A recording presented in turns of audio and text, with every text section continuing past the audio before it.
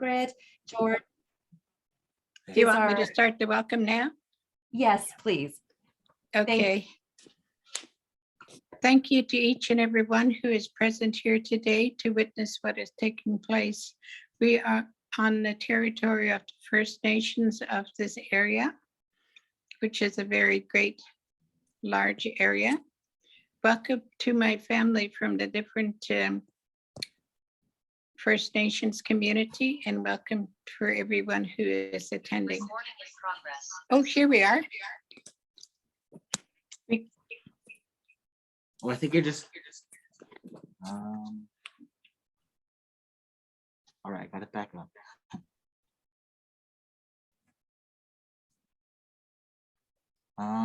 But you just won't be able to see yourself on this. You'll be able to hear them. Oh, there they are.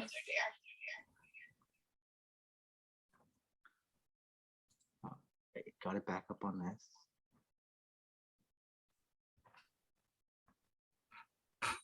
Here, show them. All right, I got it onto her iPad again. Oh, thank you. Thank you. Great work. Thank you. And now Margaret can hear us and see us. Yeah, but I think you have to get her iPad onto able to talk there. Or let's see. Because I think this one's only on as a panelist. I don't know, a viewer. A viewer. It should be, oh, it doesn't even say this name.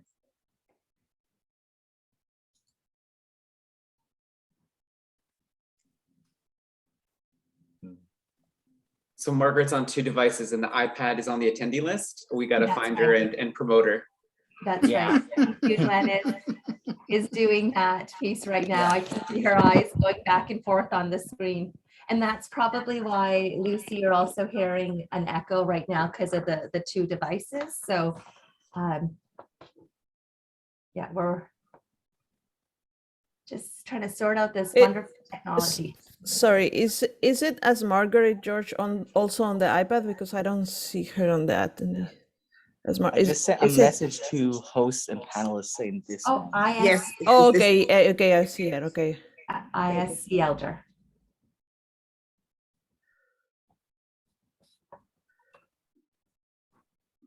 Thank you. So do I join as panelists? There we go. There we go. Ooh. Recording in progress. Okay, now we're on. No, you just got to put me on there. Okay, there, I can disconnect it from the phone now. Yeah. Yes, you can. Oh, fantastic. Welcome, Margaret, and to our audience. Margaret George, with her patience with technology, is going to be continuing the welcome into our day today. So Margaret, please continue. Okay, good morning, everyone. Thank you to all the individuals who have joined us to witness what is taking place. And we are on the territory of the First Nations of this area, which is a very large area in the Greater Vancouver district and city and whatever. It's all sort of taken over by all of us. I'm a member of the Elders program at SFU. I've been there for a number of years with the students and working with the staff and working with the president and chancellor for a number of years. I welcome each and every one to this very, very important session. And just a quick prayer and we can get our event going. Great Spirit, thank you for bringing us together this morning. Just guide each and every one of us on the path that we are on. Letting us always remember that we are the leaders and the mentors of those who follow us, those who witness what we do and what we say. I ask Great Spirit to bless all the elders in our community and our children, and a very special blessing on each and every one of you who have taken the time to work with community. I ask Great Spirit just a very special blessing on those who are helping us today, all my relations. And thank you for bringing me to be part of your event.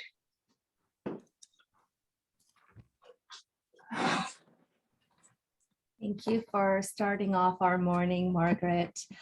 Good morning, everybody. My name is Navreen Gill, and I'm the Executive Director of Burnaby Family Life. I also am the co-chair of the Burnaby Intercultural Planning Table and co-chair of Burnaby Together, Coalition Against Racism and Hate. This week's events are hosted in partnership of the BIPT, Burnaby LIP, North Shore LIP, Surrey LIP, and the Tri-Cities LIP. Together, we work with service providers in our respective regions, including settlement service organizations, municipal entities, RCMP, provincial ministries, educational institutes, and community organizations to build on local services to enhance engagement, planning, and coordination in newcomer settlement and integration to make our regions the most welcoming and most inclusive spaces. Before we go to our wonderful panel of speakers today, I invite you to please on the side introduce yourself, the lands on which you are coming to this space from, and organization as well too. We are all learning more about the importance of cultural safety. Cultural safety is an outcome-based aspect based on respectful engagement that recognizes and strives to address power imbalances inherent in Western systems. It results in an environment free of racism and discrimination, where people feel safe accessing programs and services. It is important for us to explore and to find opportunities to learn from the First Nations of the land. And we are beginning our series with that learning and taking that learning into the remaining events that will be unfolding for the remainder of the week. Having access to culture such as elders and knowledge keepers, ceremony, practices that help practices that allow us to take away the colonial systems and structures that are in place, are just some of the ways in which we can all work together ways in which we could all collectively come together to promote Indigenous cultural safety. Today, we have Len Pierre, who will be our main speaker. Len is Coast Salish from Catesy First Nation. Len is an educator, consultant, TEDx speaker, social activist, traditional knowledge keeper, and cultural practitioner. He has just completed his Master's of Education from Simon Fraser, focusing on curriculum and instructional design. His experience includes Indigenous education, program leadership from various health organizations, including the First Nations Health Authority, Fraser Health Authority, and the Canadian Centre for Mental Health and Addiction. As an agent for change, Len leads and advises for systemic transformation in universities across North America. He specializes in the development of educational programs and services with decolonization and reconciliation at its core. He comes to us with an open heart and an open mind and hopes to be received in the same way. Today's moderator will be Charlene Seward. Charlene Seward is a member of the Squamish Nation with close ties to the Swakamuks Nation. Her work is centered in Indigenous ways of knowing and being, and she applies a lens of reconciliation to all of the work that she does. Our chat monitor for today is Tara Alavi from the North Shore Immigrant Inclusion Partnership. Today's guidelines is that we will be having questions being put into our chat. They will be monitored by Tara. It's a 2-hour session. This event is being recorded. We ask that you keep your microphones off. Chat on the side, your reflections, any questions, and then they will be answered throughout with Charlene guiding the conversation. We also have a graphic artist who will be making observations and putting all of those into a visual presentation, and her name is Karina Nielsen. Charlene, I now pass the floor over to you. Thank you, Navreen. Hothsquile, good morning, everyone. It is such an honor to be here with you this morning, and we're so grateful that you've decided to dedicate a few hours of your day to this event. Charlene Seward, Queen Sna. My name is Charlene Seward, and I come from the Squamish Nation with close ancestral ties to the Snuneymuxw Nation. My family's traditional territory here in Vancouver is Sinnock Village, and I am joining you from Hamulchison Village in North Vancouver. Haichka, to Margaret for your beautiful words, and for being here with us today to ensure that we're doing this work in a good way. This event is sponsored by Immigration, Refugees and Citizenship Canada, and we thank them for their dedication to dialogue on anti-racism. Again, thank you to everyone who has joined us from what appears to be across the province today. Today and for the rest of the week, as mentioned, we will join experts in cultural safety and equity building and anti-racism. And this is a real opportunity to further reconciliation in our communities, to develop a deeper understanding of the current state of this work, and to create space for transformational dialogue. This is how reconciliation happens, one person at a time and one open heart at a time. And when we gather to do this work, we're nurturing ourselves, and we're committing to do the hard work of building a more inclusive and a more equitable future. I'm so honored to be here with everyone today and to join Len Pierre. It's such a pleasure, Len, to see you again, and I want to thank you for hosting this critical conversation with us. We thank you for giving us some of your time today to open the dialogue on Indigenous cultural safety. Heichka, for being here with us, and Heichka, for sharing your wisdom. Len, I'll hand it over to you now. Heichka to you, Charlene. Heichka, so much for very beautiful opening words and really grounding us in our intention for this very important week. I mean, conversations about anti-racism and beginning it, with the lands and the territories and the context and the climate of Indigenous specific issues, I think is a really great model for, leading with reconciliation. So I want to thank you, Charlene, for moderating and for being here. I stand in solidarity and unity alongside you and in holding this space as Indigenous knowledge keepers and speakers and advocates. But also to say Heichka to Margaret too for a beautiful opening.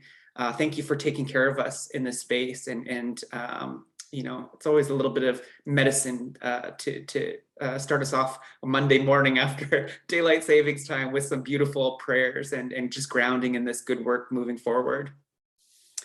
With that, I would like to emphasize that this is definitely a conversation, and to be in conversation is to, create a safe space.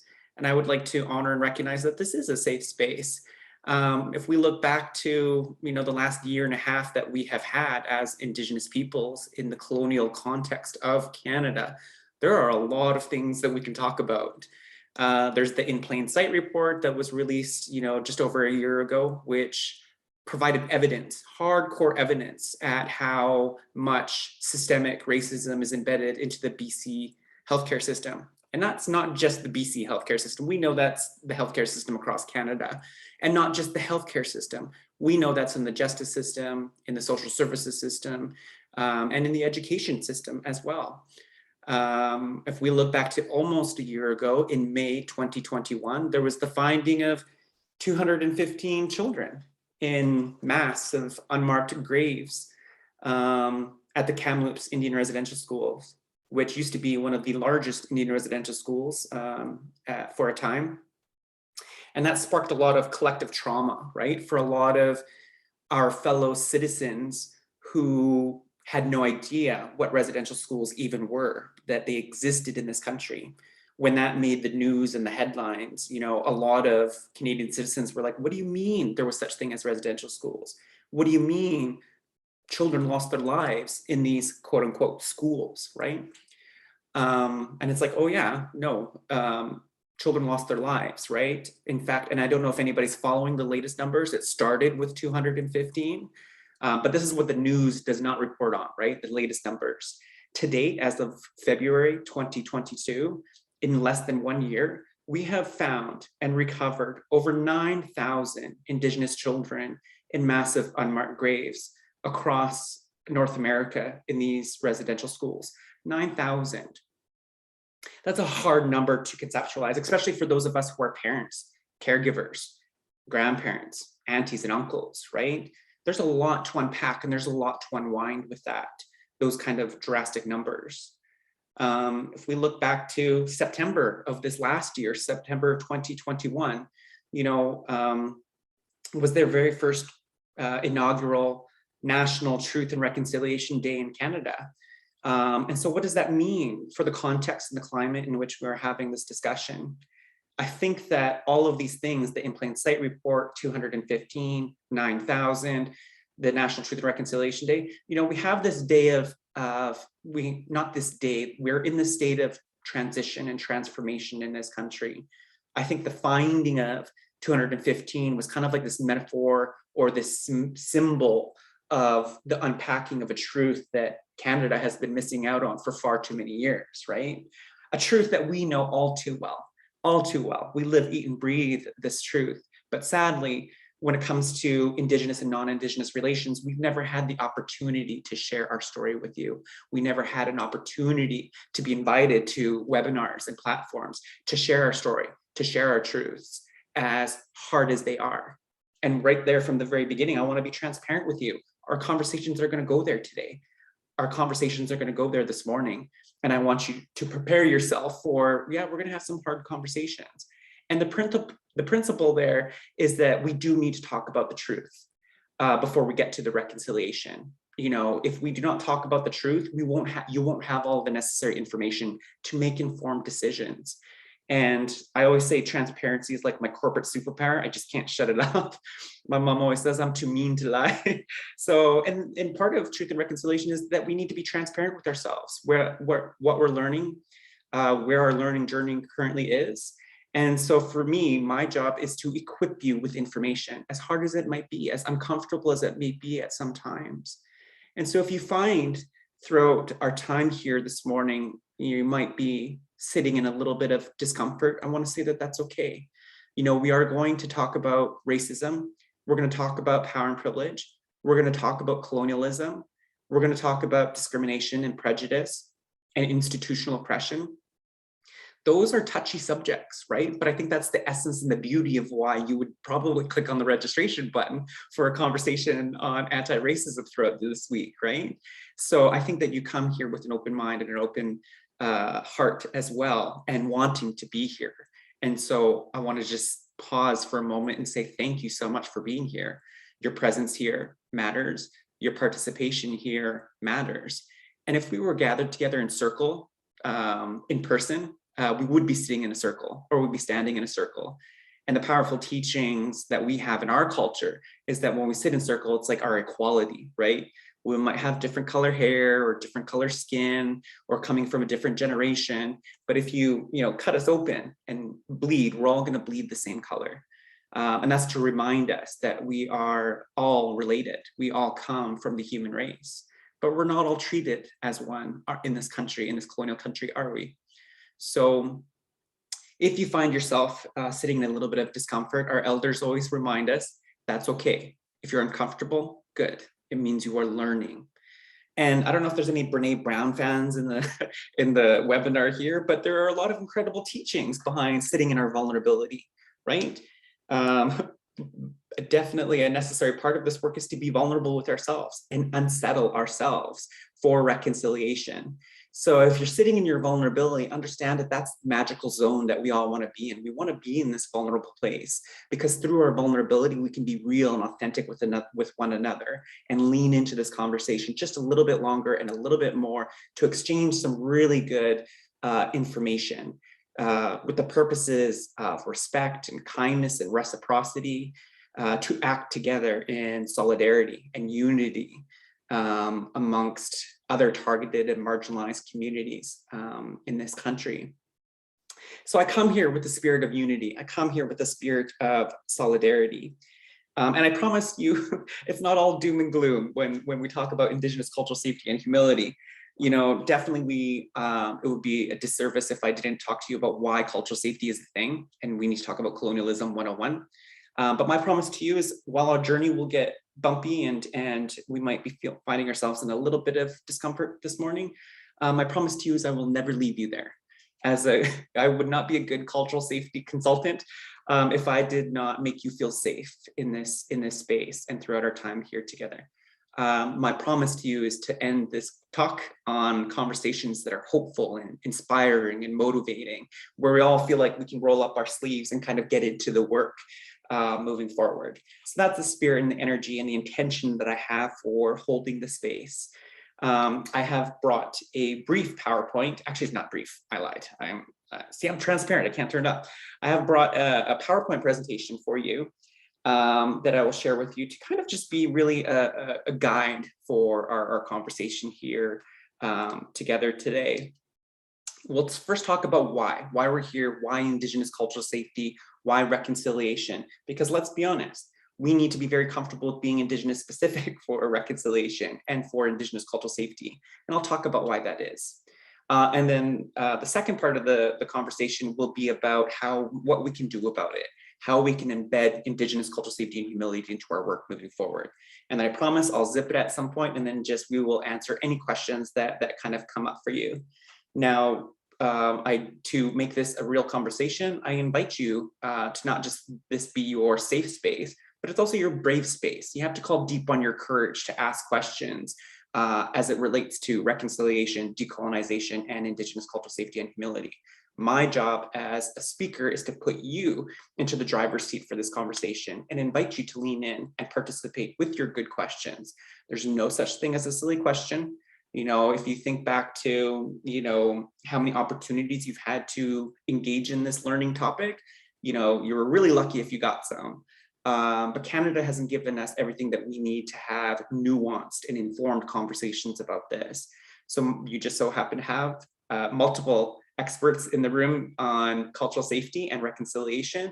And so let's engage in a dialogue. Nothing is off the table for today's discussion, okay? So without further ado, let's get into the content part before we open up the floor for conversation. So I'm going to share my screen here. When it comes to the context for Indigenous cultural safety and humility, we need to talk and understand, first and foremost, why we're here. And as somebody who just graduated from SFU with their master's degree in education, I never thought I would ever get a master's degree. I was the first person in my family to walk into the doors of a university. And so it was long, complicated, and a hard journey for me within post-secondary education. But one of the things I did learn in adult education is, as adult learners, we need to know why we're here. Why are we having this conversation? So why we're here really is to unpack why we need to be Indigenous specific and why multiculturalism, equity, diversity, and inclusivity conversations are really wonderful conversations. However, they're a bit distinct and the context is different for reconciliation, decolonization, and Indigenous cultural safety work. So we need to be very comfortable as Canadian citizens with being Indigenous specific. Because full transparency, I think that Canada, we kind of condition ourselves that we are this country of citizens who are kind and respectful and multicultural, which we are. But when we only have that kind of lens of having this conversation, it makes us really uncomfortable when we want to be Indigenous specific. So this is the context for why Indigenous cultural safety and humility is different from equity, diversity, and inclusion models. And of course, I also, say solidarity and unity, because I know for a fact that Indigenous peoples are not the only peoples. We are not the only peoples to experience racism and discrimination in this country. We share that horrible experience with other marginalized communities in this country too. If you identify as a Canadian woman, I can imagine you have experienced discrimination just based on your gender, the identity of you belonging to being a woman, right? And we have mountains of literature and evidence that demonstrates this as well. If you identify as a newcomer to Canada, I can imagine that you have experienced racism, discrimination, or prejudice because of your newcomer status. If you identify as Black or a person of color or a person with a disability, I can imagine that you have experienced discrimination based on your identity or your culture that you're coming from as well. But there is no arguing that there is an overwhelming overrepresentation of anti-Indigenous sentiment in this country. And when I first started this work 6 years ago, I often wondered why that was. Why is Canada, and the United States for that matter, so anti-Indigenous? And so to really uncover that, we need to understand this thing called Canadian socialization as it relates to colonization. So because Canada is a colonial country, they had to embed colonial ideology into the education system to create a citizenship that would be anti-Indigenous as well and not get behind the Indigenous agenda. So when I read this quote by this gentleman here, I don't know if anybody knows him. If you don't know him, look him up. His name is the Honorable Justice Murray Sinclair. He's a Canadian senator. He's a prominent leader in our Indigenous community. When I first came across this quote, I was like, mind blown. And all of a sudden, all the dots started to connect for me. This is why we're here. This is why we're having this conversation. The quote goes, while Indigenous children were being mistreated in residential schools by being told that they were heathen, savages, pagans, and inferior people, that same message was being delivered in the public schools of this country. So for well over 100 years, from coast to coast to coast, from kindergarten to grade 12, we had in the Canadian education curriculum where we are training the future belief systems of young Indigenous Canadians, this idea that Indigenous peoples are naturally inferior and less deserving people. That's Canadian socialization. We socialize Canadian citizens into being anti-Indigenous. So that has serious ramifications, serious implications for a future belief system. So when we see things in the news and the media, Canada as a citizenship, we are really good at seeing racist events that are anti-Indigenous in nature. And we say things like, oh, well, that's just an isolated event, right? That is not an isolated event.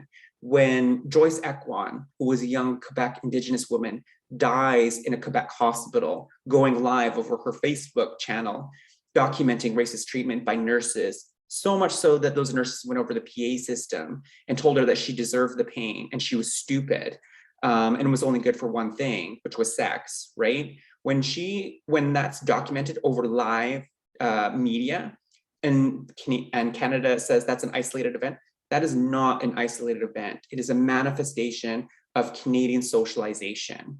There was a lot of things for those nurses to be brave enough and courageous enough. They knew they could announce racist behavior over a PA system in the year 2020 in this multicultural colonial society that we have.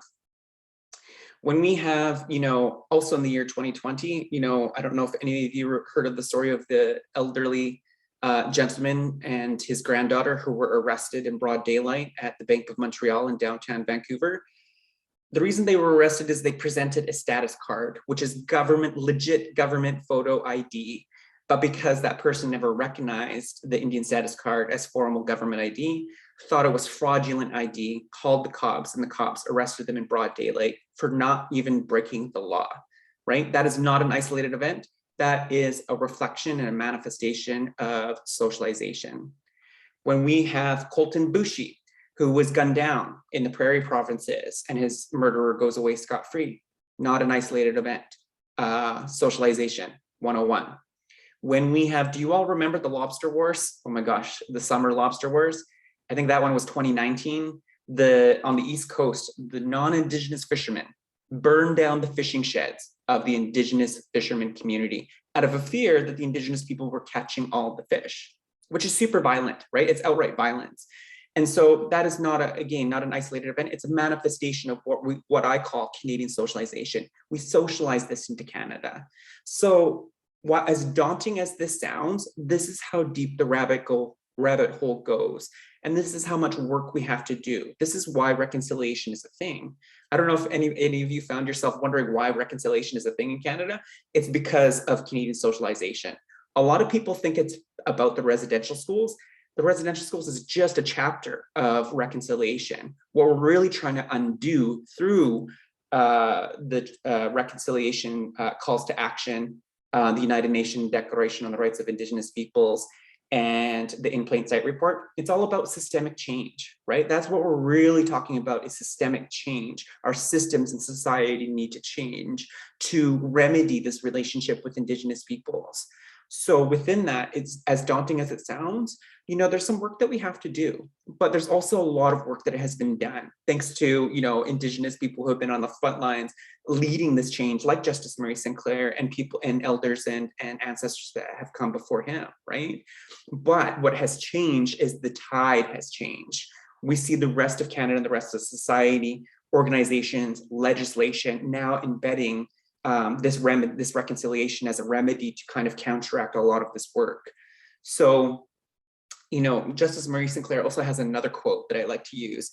He said, reconciliation got us into the, or no, education got us into this mess.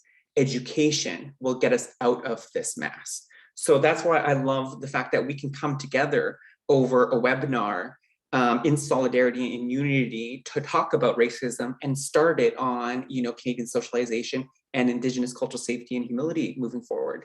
Because I think that there's some things to learn, right? I think there's some things to learn in all of the conversation pieces here. We need one another, right? To stand beside along one another on this collective front that, you know, to see the end of racism come for all of us who are impacted by it, which is each and every one of us. So that's the context for cultural safety and humility. That's why we're here. This is what we're really talking about, is addressing Canadian socialization. And these are just a couple of manifestations of Canadian socialization. I mean, how many of the images on the screen here kind of resonate with you or stand out to you, or that you've at least seen before? And they all kind of, they're quite subtle in nature, but they're actually quite relentless at the same time. I mean, Pocahontas here looks quite innocent, quite, you know, well, what's wrong with Pocahontas? It's a Disney movie. Well, Pocahontas is, you know, a very falsified narrative and story that's manifested into a Disney cartoon from a Disney story. You know, Pocahontas was actually 12 years old when she was abducted from her community. But what this element has is this fetishization of Indigenous women. And the same can be said for, you know, the Pocahontas costume that we see in Halloween costumes. What it's really doing is seeing that if somebody can be made into a costume, it's really reducing the humanity of that person and that person's respective culture. So it fetishizes Indigenous women that actively contributes to, you know, the missing and murdered Indigenous women, girls, and two-spirit folks that we see in this country. So it's more humiliating and it's just unsafe, right? The same can be said for mascots, team mascots. It's public humiliation regarding a culture, a peoples, a population in this country. It's public humiliation by demeaning some significant spiritual and cultural values to a logo, to a mascot. It's public humiliation of Indigenous peoples. The image on the top right-hand corner here, is this my right? Yes, this is my right. I have to check my left and right sometimes. The top right-hand corner here is an image from a Canadian textbook that was used for over 50 years in Canada. It's called Breastplate and Buckskin. It was a Canadian curriculum used from the 1950s onward. It depicts Indians as warriors dressed as devils who pranced about trying to scare Cartier. And in response, the text claimed, "The Frenchman smiled." So really glorifying, you know, the early settler and then demonizing, right? The savage narrative that was taught in Canadian schools in Canadian curriculum. Now, I don't know about anybody on the line here, but I'm a millennial. I identify as a millennial through and through. And I know that just because I'm a millennial, I'm not the only person who grew up watching Saturday morning cartoons. Did you ever watch Saturday morning cartoons? So I remember in the 1990s eating my cereal on the living room floor, and I watched the Looney Tunes religiously every Saturday morning. It was my favorite show. And I distinctly remember watching this show, the Looney Tunes. And in this episode of the Bugs Bunny and Tweety show, Bugs Bunny is defending this fort, presumably in the United States, in the desert somewhere. And while he's defending this fort, these quote unquote Native American Indians are running by on horseback and on foot and with tomahawks and arrows, and they're trying to retake this fort. I don't know why they're attacking the fort. Maybe they want their land back. But in this attacking of the fort, Bugs Bunny is defending it by shooting and killing off the Native American Indians. And as he is singing, or as he's shooting and killing these Indians, he's singing this song, 1 little 2 little 3 little Indian, 4 little 5 little 6 little Indian. And for every Indian he would kill, he would tally it on the scoreboard, which you see next to the screen here, which is completely dehumanizing of Indigenous peoples on our own lands and territories, right? What that's telling us, subtle but yet relentless, is that we are beasts of the land, right? And not a lot of people know this, but according to Canadian legislation, once upon a time, we weren't even deemed to be human beings under Canadian legislation. We were identified as beasts of the land, just like the bear, the deer, and the buffalo. That was our categorization as Indigenous peoples in this country. Bugs Bunny would then continue to go on to shoot somebody and say, oh, never mind, that one was a half-breed, and then wipe away half a tally mark from the scoreboard there. So again, really dehumanizing kind of language. So this was all around us, right? And as a child of the 90s and the early 2000s, I seen every one of these. I never associated it with my own Indigenous Katesy identity. I never did, but it kind of told me subtly and within my mind, I had a place in society, which was lesser than.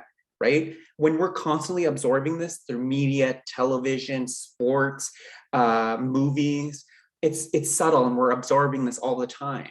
So again, it's not that these things are by accident. These things were designed to be socializing people into being anti-Indigenous. So that's the context for this. Oh yes, I'm just seeing the chat box. Yes, remembering it. The Bugs Bunny episode. Yep. So when it comes to cultural safety and anti-racism tools, as was brought up by Navreen, cultural safety is an outcome. And to get to that outcome, how do we get to that outcome? Well, we're going to need to equip each and every one of us with anti-racism tools and strategies. And so one of the things that we need to build up is a vocabulary. We need to understand what Canadian socialization is. We need to understand what discrimination is, and we need to understand what prejudice is. I don't take it for granted that we as Canadians know exactly what these things are. I think we use them loosely and interchangeably, but a big part of our work throughout this week is really being intentional with the words that we are picking. And we can't underestimate knowing a good term, knowing a good word, having good vocabulary in our word bank to know what we're talking about here if we ever want to address racism. So I'll start first with Canadian socialization. You know, there are so many other manifestations. As Murray Sinclair put it, it does not just, it definitely comes from school, elements of school and what was taught in previous Canadian history textbooks, but there's other forms of how socialization is scaffolded in this country too. It also manifests through peers and friends. And I know that because when I was in high school and I was coming up, I went to a very prestigious secondary school. And when I first started interacting with friends of mine who were not Indigenous, you know, they're like, they would find out that I was First Nations. And they're like, oh my God, you're First Nations? I've never met First Nations in my whole entire life. And I'm like, oh, okay. Do you want my autograph or something? And so it was a very new concept for them to meet a First Nations person. And for me, I've just, you know, I came from a very small reservation on Barnston Island, just off the edge of Surrey in the Lower Mainland. And me and my cousins made up the entire Indigenous population, which was probably about 5 of us to like 1,900 students at the school. And so every friend that I had was just flabbergasted that I was a First Nations person. And then I would go to their house to hang out at their house after school. And I remember coming outside of the bathroom and my friends, one of my best friends, who's still my best friend today, his whole family was kind of like congregating in the living room and they were kind of like whispering and talking. And you ever enter a room and then like, you know, everybody's talking about you because they all kind of like scatter. That same thing that happened to me. And then I came up to my friend and I was like, well, what was going on? They're like, well, they were just like so astonished to know that you were First Nations, because I had to tell them that you were First Nations. I'm like, okay, so you outed me. And they like, I had a whole bunch of questions because like they'd never met a First Nations person before. And they said that you're nothing like what they heard about First Nations people. So that's telling me that there's a lot of conversations about First Nations people when we're not even in the room, right? Aspects of like cleanliness and having money and having an education and those kinds of things, right? Which are manifestations of socialization. And because I talk about this for a living, I always come across new ones that people feel open to tell me about what used to be said within their peer group or their friend group. So that told me that conversations happen about us. We also get this from the news and the media. I don't encourage anybody to do this because it does, do a toll on your emotional well-being. But for people who outright deny that systemic racism exists, often I just say, all we need to do is bring up our phone and a social media application and look under any Indigenous news story coverage, global news, CTV news, CBC news, and bring up a Indigenous news story article and open up the public comment section on that Indigenous news story coverage and come across all kinds of racist, derogatory, violent comments by the general public, because there's this little thing called keyboard bravery, right? People get very brave behind their keyboards and anonymously provide really harmful things. I have since trained myself not to look at those because it does a number on my spirit and does a number on my soul. Myths, there's a whole host of myths out there about Indigenous people. Like we don't pay taxes, that we get free education, that we have a genetic predisposition towards alcohol or addiction. Those are just misinformation or disinformation. They're myths. Family narratives. Family narratives is an important one because it's like, we all have a racist relative that we meet at Easter dinner, Christmas dinner, Thanksgiving dinner, family gatherings, is that one racist relative. It's like, we don't say things like that here, right? But when we have people that generate that family narrative, it gives the next generation of family members to continue on those nuances. Segregation, the erasure of Indigenous peoples. So that's just reflecting back onto, whether you learned about Indigenous peoples in your textbooks in elementary or high school, and if it was accurate. If you did learn or had relationships in your school experience with Indigenous folks, then you were really lucky.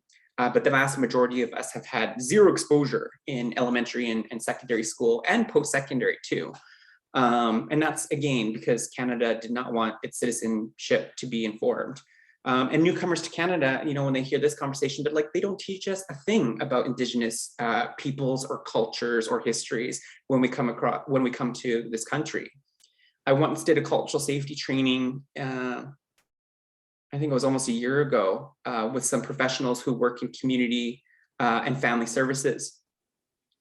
And at the end of my presentation, like I always do, I welcome questions and comments from the group.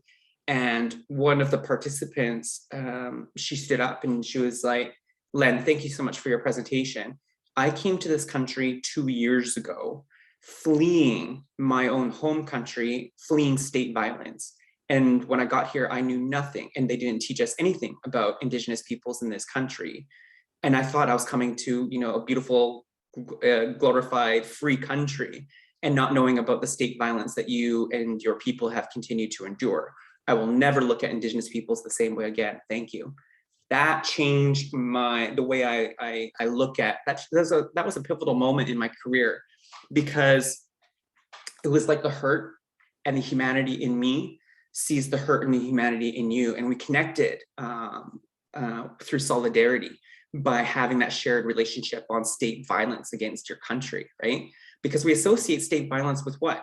Not something that happens in Canada. State violence is something that we talk about in other parts of the world, let alone right here, right? Right in our own backyards. So that's part of unpacking that. Let's call it what it is. It's state and structural violence against Indigenous folks. So when it comes to prejudice and discrimination, prejudice is internalized judgments about other people's cultures. Discrimination is external. It's where we treat somebody differently because of our cultures and our prejudices. So when it comes to prejudice, I think that we do ourselves a disservice as Canadian citizens, because what we do is we create this good bad binary when we think or talk about prejudice. To have prejudice is to be bad, and you're not a bad person, so don't have prejudice, right? That's how my mom raised me. She's like, Len, don't you be prejudiced towards people. But little do we know in this day and age that prejudice is natural. It's innate. It's inside every single one of us as human beings. So, and it's innate, it's inside every single one of us as human beings. It's 100% impossible to be without prejudice, because we're only born into one cultural framework, the framework of our parents, our caregivers, the people who are raising us. So it's only natural and the only human that when we interact with people from other cultures, we're going to have judgments about them. So a big part of our work is to stop asking ourselves if we are being prejudiced, and start asking ourselves, how am I being prejudiced when I am showing up to work, when I'm showing up at the grocery store, when I am stuck in traffic, when I'm dropping my child off at school. If you can do that, if you can train yourself to ask yourself how you're being prejudiced in a moment, I promise you, it changes the way you interact with the world around you. It changes the way you show up to your work and the way you show up to support your fellow human beings. I also promise you, because as somebody who has trained themselves, it's like a switch. You can't flip it off. After you've turned it on, you just develop this awareness where you're constantly checking the dynamics, the work dynamics, power dynamics, privilege dynamics. And from there, you start to build a solid foundation of being more culturally aware of cultures outside of your own. And that is the beautiful, magical zone we want everybody to be in, right? Because one of the things we have to get over that's a barrier is that we treat everybody the same. We do not treat everybody all the same, right? If that exists within your narrative, in your way of thinking, I invite you to kind of retire that strategic thinking that we treat everybody the same. We don't. We have mountains of research and literature to show and provide evidence that we as a society don't treat everybody the same, right? We do take into consideration age, gender, ability, mobility. We're social creatures. We're hardwired for social engagement and social interaction. And it's not like we just flip this switch and all of a sudden we don't see color and we don't see culture, right? So training ourselves to kind of look inward and ask ourselves how we are judging the people around us is the magic zone we all want to be in moving forward. Institutional oppression, on the other hand, is something we must also talk about within cultural safety and humility, because institutional oppression is where we take a group's collective power or collective prejudice and collective discrimination, and then we back it by power, money, and authority. So we need to talk about institutional oppression. A common misconception is that racism plays out only at an interpersonal, right, between two people. No, there's systemic racism, right? There's a whole other institution we need to unpack and unwind as well. So I won't spend too much time on this slide. I'll show you where you can get access to these slides after this presentation if you are interested. But I broke my own teacher rule by putting way too many words on the screen. So when I'm listening to, I know, right? When I always do that, I'm like, because if I'm watching a presentation, I'm like, oh, that's too many words on the screen. I broke my own rule, okay? But I will, let's say I'll acknowledge one mechanism of institutional oppression. I will pick ideology. Ideology is an important one because, well, it's a fun word first. Ideology is massive, widespread beliefs that we interpret as truth. And so within institutional oppression, and this is just one that I talk about in my own personal experiences, as somebody who comes from a Coast Salish culture where my elders have taught me that I have two ears and one mouth for a reason, it's so that I listen twice as often as I speak. And so often when I'm in team meetings, I exercise my cultural values, and often I am sometimes, checking in with my prejudice. I'm sometimes, the younger person in the room. And so I'm also taught that, to give more time and space for speaking in team meetings to my elders who are in the room. I'm also, lower on the seniority list in most of my team meetings. So I tend to zip it and listen and be the last person to speak. However, because of institutional ideology, people tend to pathologize, right? Like something's wrong with my communication style because I'm not speaking or engaging as much as everybody else is. So people have said things to me like, oh, Len doesn't understand this conversation. Maybe we should reframe it. And I'm like, excuse you? Like I'm keeping up to this conversation. I don't need you to pathologize just because my communication style is listened twice as often as I speak. People are pathologizing and thinking that I'm like, I'm not stupid. I know what's going on in this meeting, right? I was invited to this meeting. Or people say that Len's too shy, right? And I'm like, okay, I do identify as an introvert, but I don't identify as shy, right? I don't think I could do this work if I was too shy. But I do identify as an introvert, which people are usually shocked at. They're like, Len, I'm so surprised that you identify as an introvert. I'm like, well, why is that? They're like, well, you never shut up. So that's an example of ideology, right? Is where we pathologize different cultural values. And I've shared this with many different cultures. Japanese people and people from other cultures have come up to me and said, Len, it's the same thing for our culture. People who come from a Japanese culture say that's the same part of our culture too. We listen more than we do speak and influence conversations more than we dominate them. And then people say the same, have the same treatment, right? It's just a manifestation of institutional oppression, which again, I know doesn't just affect us as Indigenous people. If you identify as like Black, Indigenous, or a person of color, I can imagine that you are feeling elements of institutional oppression in large organizations or small organizations too. But it's a part of the greater context in which we want to have these conversations too. It's also important to discern that as Canada, we need to be very honest with ourselves. Canada is a colonial country founded on colonial ideology. So it's only natural that every system born out of a colonial country is going to have strong elements of colonial ideology, colonial values, and colonial knowledge systems that perpetuate harm against Indigenous peoples. Again, not just us as Indigenous peoples, but we do need to call Canada what it is, and it is a colonial state. Canada, by the United Nations, is recognized as a landless state. It has no real landmass. And the reason for that is because of broken treaties with Indigenous peoples or non-existent treaties with Indigenous peoples. So it's seen as an administrative state. So we also need to understand that the context for cultural safety and culturally safer organizations is coming from that we need to address and dismantle colonial ideology as well.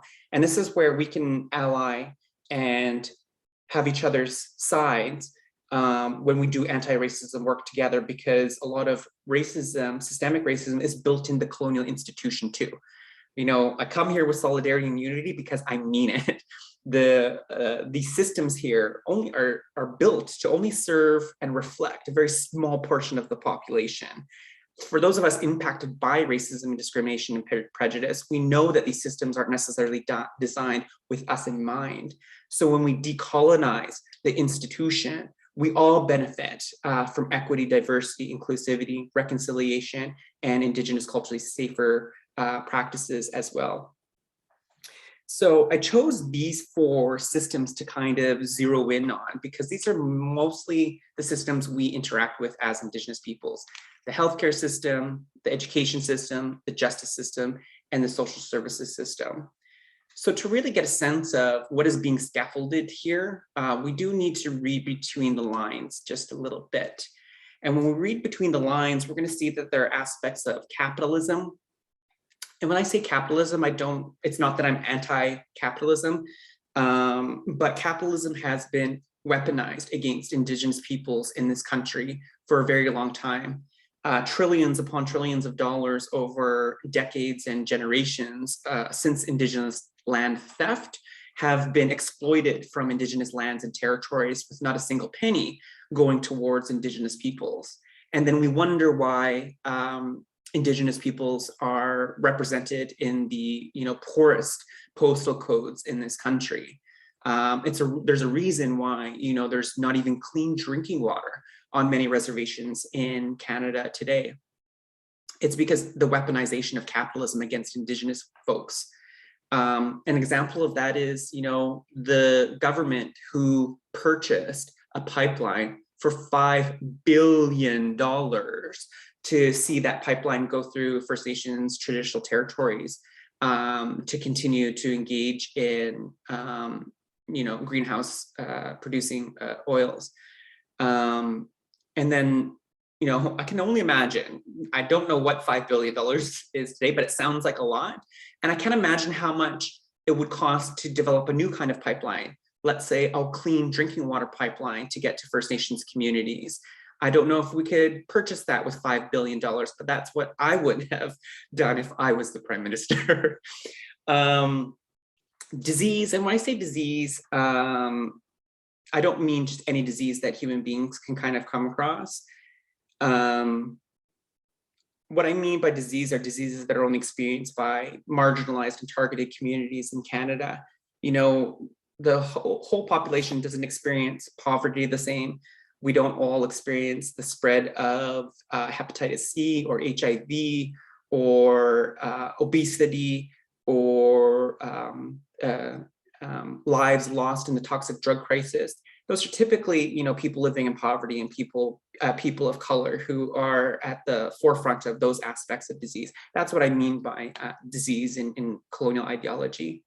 Cognitive imperialism, parochial, conformity, saviorism, ageism, heteronormativity, gender violence, destabilization, marginalization, cultural genocide, male supremacy, you know, the birth and the creation of equity, diversity, inclusion models was about 50 years ago in the context of Canada. And it was, you know, not even made to address racial diversity. It was actually made to create gender diversity and gender inclusivity in the workforce, because there were far much more men in, you know, the workforce today. And if we look back at the most recent literature, there's still a gap between men and women in the workforce, right? And it's because in this colonial Western world, you know, we do have a male supremacy, and we also have a white supremacy that exists within it too. Aspects of paternalism, systemic racism, exploitation of people, lands, and resources, and of course, assimilation. I'm just going back to the chat box here from Blay. It's, whoops.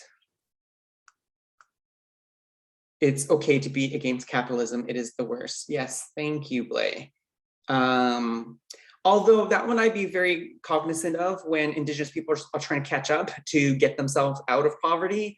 That one, I don't even like the word double-edged sword, because it's just, double-edged sword is like you're gonna get hurt no matter what, which is true ultimately. But for a lot of, and this is, you know, sadly the oppression, the institutional oppression piece, is that we are trying to climb out of the pit of poverty because of scaffolded colonialism. And the only way I know I've seen in my narrow worldview of the matter is engaging in capitalism to climb out of that pit. So I honor that and I recognize that. That's why I'm like, it's less about capitalism, it's about that weaponization of it, and how you do it through, how you engage in capitalism through reconciliation, through social justice, and through environmental justice too, right? I don't know if those can be done better. And as somebody who belongs and comes from intergenerational work, meaning that I'm here because of elders who have come before me and ancestors who have come before me, you know, I can only have faith that we can do it better. We have to do it better.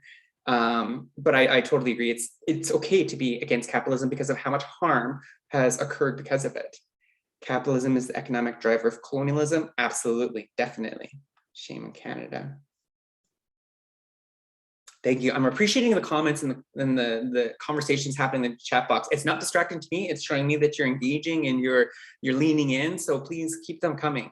I know some people try to do that out of respect, and I'm like, oh, I can multitask. So all that is to say is, you know, the real experiences that we're talking about is at the very bottom here, right? State and structural violence against Indigenous peoples. That's why cultural safety is such a thing. That's why reconciliation is a thing.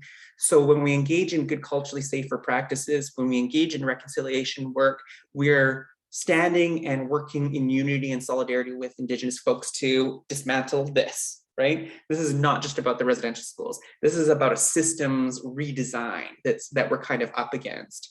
A lot of people think that to engage in cultural safety conversations or to engage in reconciliation, we have to know an Indigenous person, or we have to be working closely with Indigenous peoples.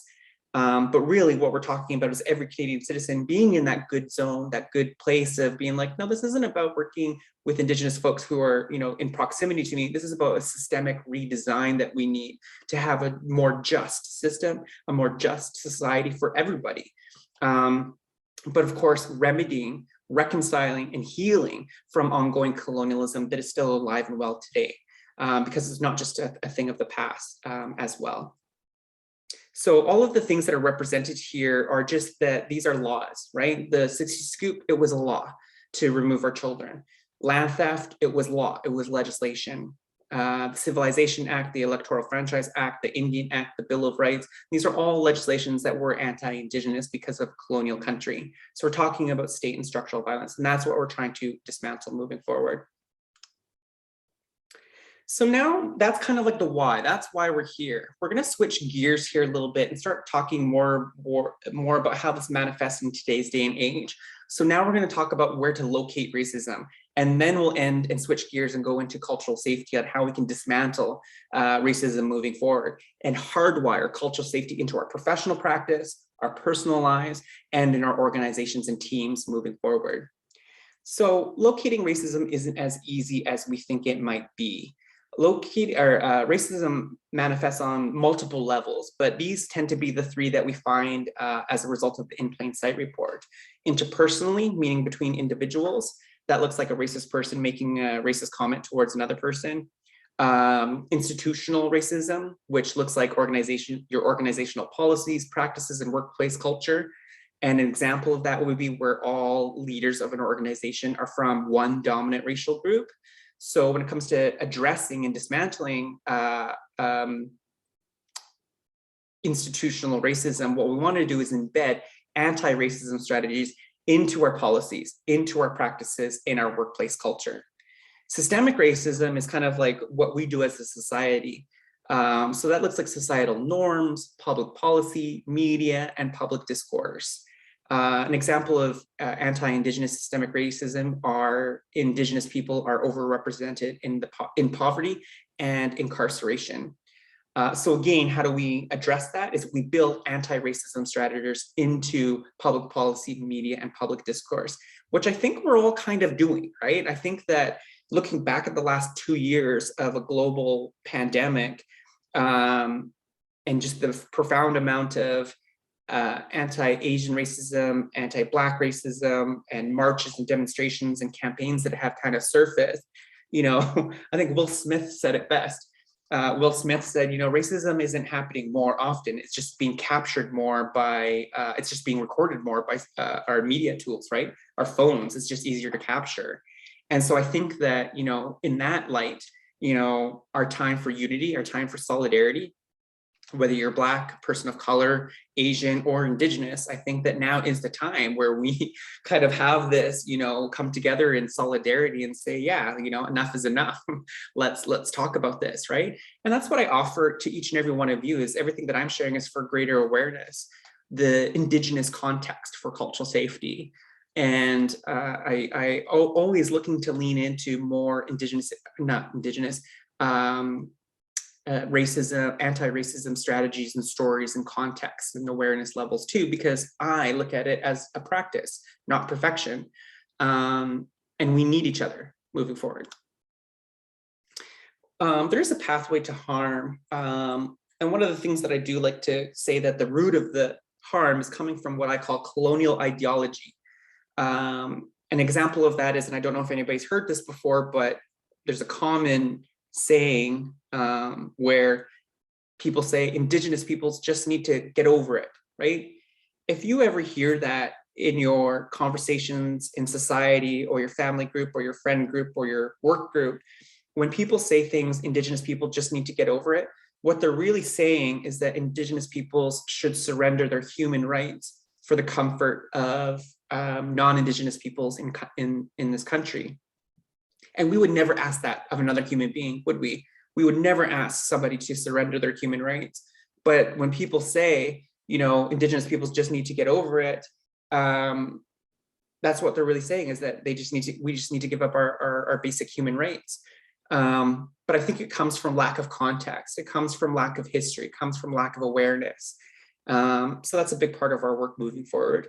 And I really do believe that we wouldn't perpetuate, asking people to reduce, because look at look at how our country responds when we see injustice happening in other parts of the world, right? Look at how we reach out. Look at how we send out prayers whenever there's a heinous crime or terrorism or something incredibly unjust that has happened. We reach out with empathy and unity and solidarity. And so when it comes to Indigenous experiences, I think that Canadian socialization and unlearning Canadian socialization is some of the greatest things that we can do. And then, colonial ideology gives way to stereotypes, which gives way to prejudice, which gives way to discrimination.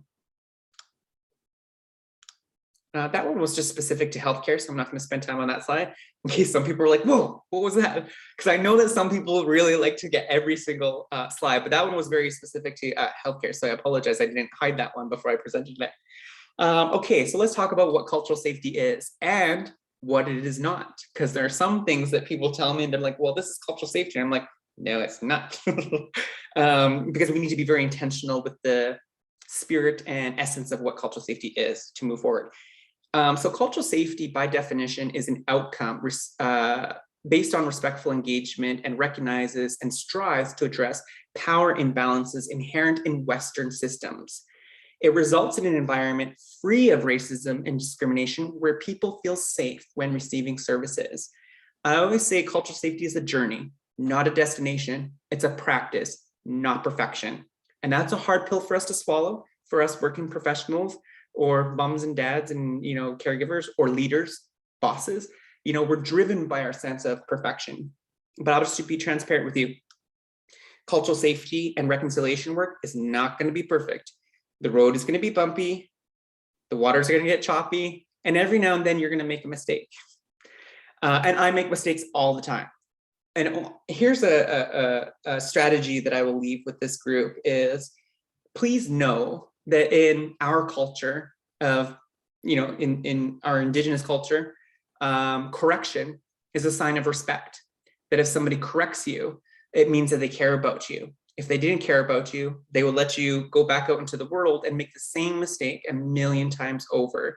So if you ever feel like you are afraid of making a mistake by mispronouncing a traditional territory or saying the wrong Indigenous terminology or saying something out of context or with a lack of awareness, please know that if somebody ever does, ask you aside and gives you the correct information, to hold that in gratitude, right? Appreciation. To say, thank you. You could have let me go out there and make the same mistake a million times over, but you have taken the time to teach me in this moment. So thank you. Culture, correction in my culture is a sign of respect. And if we can hold that in this beautiful work, then we can do the change, right? Because if we're waiting for the perfect moment where there's no fear, there's no hesitation, the perfect moment will never come and no work will ever get done. To do this good social justice work, we need to call deep on our courage on a moment by moment basis, right? But if we have some good ethics about us, I learned that from Vicki Reynolds, if we have some good ethics around us, right, then we're going to have some foundation to stand on and we're going to be okay. We're going to be okay. When it comes to if cultural safety is a journey, quite often, where does that journey begin for many of us? Well, I always say it comes from, this place of cultural avoidance. Cultural avoidance looks like people, and I don't know if you come across this in your conversations, people who say things, well, I don't see color. I just treat everybody the same. Or I don't see culture. I just treat everybody the same. I'm like, no, you don't. And I know you don't, because as human beings, we don't treat everybody all the same. We do take into consideration, age and gender and ability, mobility, and we do take into consideration people's cultures. We have mountains of research that show that. In healthcare, in teaching, in social services, we take into consideration culture. I think it comes from well-intentioned folks, but it's a really harmful narrative. And if we don't nip that one and get rid of it and retire it, it perpetuates harm. Because if people say things like, I don't see color and I don't see culture, what they're really telling me is they're refusing to see my reality. And if you're refusing to see my reality, how will you ever know safe versus unsafe, racist versus anti-racist, culturally safe versus, culturally unsafe, right? And that's not people-centered. And in all of our lines of work, we'd like to be people-centered.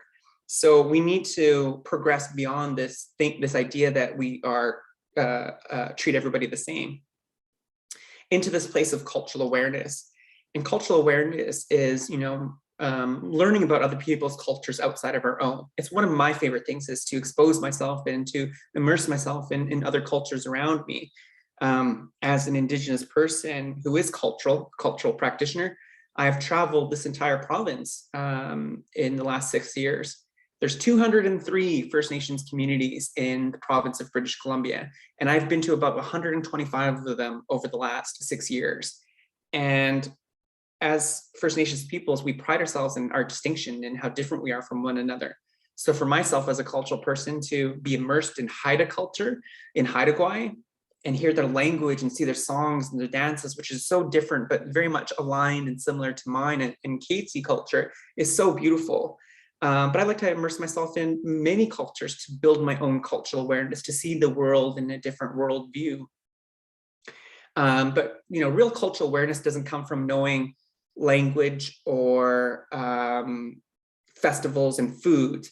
That's above the surface culture. Real cultural awareness will come from when you get below the surface culture and start to understand different cultures' values and perspectives and attitudes towards everyday things like communication, authority, marriage and courtship, respect, child raising. When we peel back the layers of what makes a culture tick, that's real cultural awareness, because then we can see each other eye to eye, because I know what your culture values and I can be sensitive and accommodating to that. And that's the magical zone we want to be in as a multicultural society, right?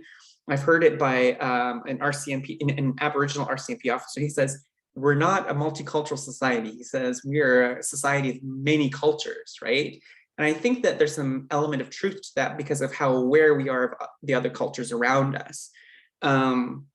But we can learn from one another, right? I think that's the most beautiful thing of coming together from various and diverse cultures. We can share one another's worldview. We can share one another's values and attitudes that we hold in our cultures. An example of that would be eye contact. In my Coast Salish culture, when somebody's giving you some discipline, it's disrespectful to look at somebody and give them eye contact when they're giving you authority. And so when I worked in the school district, in the Surrey School District, I would be talking to principals of who I worked with. Then one of the principals asked me, Len, whenever I'm with some of the Indigenous students that we're working with, I noticed something. And I was like, oh, what is that? He's like, well, whenever they're in trouble or whenever I'm giving them discipline, not one of them make eye contact with me.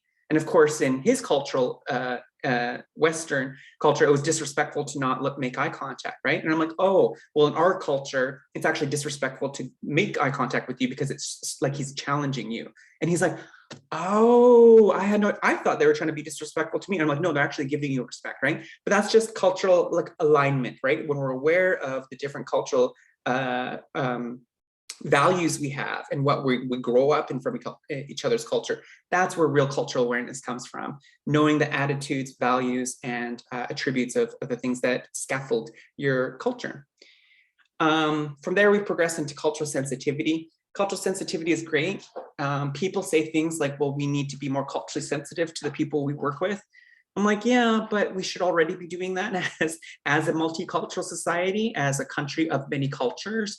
We should already be more culturally sensitive, just because of the dynamic of our communities that we all live, work, and play in.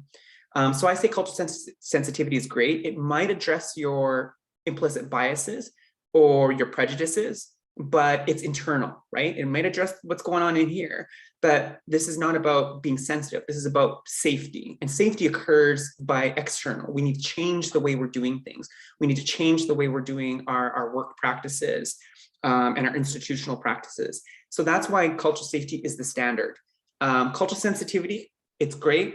It doesn't float my boat. It's not going to lead towards that systemic change we all want to see through the lens of reconciliation, right? So cultural safety is the magic zone we all want to be in. For those of you that are a little bit more gung-ho, you can kind of progress into this area of cultural advocacy. Cultural advocacy is where you as a non-Indigenous person can use your voice and your position in your role or your organization to advocate for cultural safety to be embedded or hardwired into the work that you do. That is cultural advocacy. It's going above and beyond the call of duty and landing on this place of being a good Indigenous ally. What I will say about cultural advocacy, because it does need to be talked about a little bit, is we do want to be mindful of, and I know I'm probably preaching to the choir here, but we want to be mindful about the pitfall of being a savior, right? When we're learning about this for the first time, we want to be very mindful about, wanting to go out there and save all the Indigenous folks. That's saviorism. We do not need saving. And please don't go out into your work in your communities and think that all Indigenous peoples need saving. We don't need saving. We need people to stand beside us, stand behind us, and stand with us and follow our agenda and our voices and the things that we want to do. And we do want you to speak up. We do want you to use your voice, but not over Indigenous voices. So the way to navigate cultural advocacy in a good way is, what I say is there's avoiding the saviorism is saviorism is a charity model, right? We don't need charity. We need a social justice model where you can use and mobilize your power and privilege in society and say, yes, the Indigenous communities, the Indigenous teams or departments or professionals, they know what they're doing. So we need to get behind them and just say that this is just, and I support this work moving forward. And asking the Indigenous communities, what do you need? What can I help in? Right? That's how we avoid the savior pitfall. Because a lot of harm has happened with the saviorism. I mean, the residential schools was built and designed to save Indigenous children from their savage and heathen environments. So we do need to be mindful about the savior pitfall when we're talking about cultural advocacy. Just in case you were one of those ones who are like, yes, I could go be a cultural advocate today, navigating that charity model from that social justice model. And then I just want to share lightly and with humility, just briefly, that, talking about values, I wanted to share with you what our values are when you're working with Indigenous folks. Canadian corporate Western values are typically rooted in science and literacy, just the nuclear family, bureaucratic authority, one reality, success by material gain, competition, dominating conversations, and restricting emotions. Now, that's not every single one of us as Canadians, because I know that, we make up many and represent many cultures here, right? But typically, this is the systemic design that we kind of come from, right? These are the organizations that we typically, workplace cultures that we kind of work in, which is a little bit different and distinct from Indigenous values, where we tend to lean more towards spirituality, orality instead of literacy, a community of families instead of just an emphasis on the nuclear family. We have very dynamic and complex, intricate network of families that we interact with. And so that's why I say, with Margaret's opening and Charlene, we are relatives, right? All coming from the territories. And so that's community of families, right? We're all kind of connected.